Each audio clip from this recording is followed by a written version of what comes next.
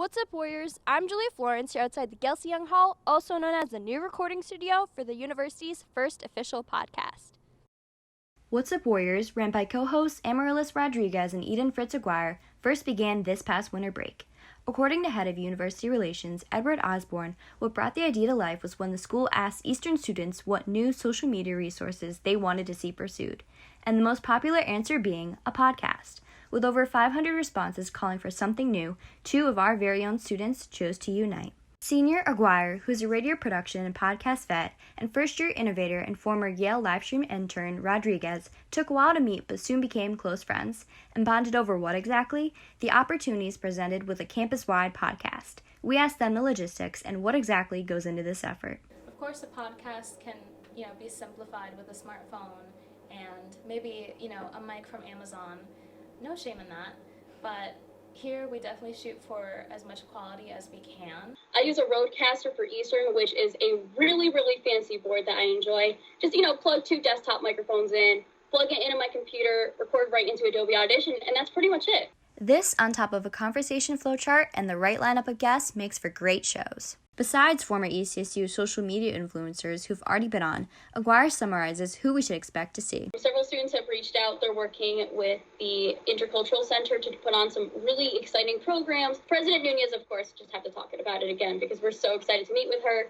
And we're still firming up our list for the rest of the semester, but we got some really cool names. Afraid you'll miss out, though? That's the whole point of a podcast. What's Up, Warriors is anywhere at any time. You can check all the different platforms.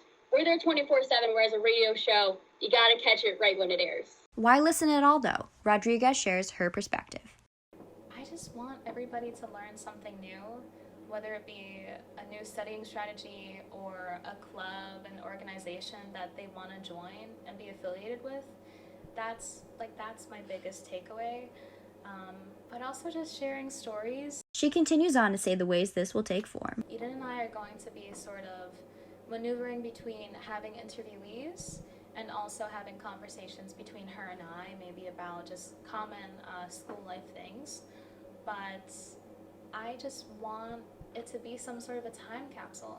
While Rodriguez looks to make memories for the future, Aguirre is focused on telling the stories of the present. Anything that we can do to further promote Eastern as a whole and all of the amazing people we have on our campus, I think is really, really important.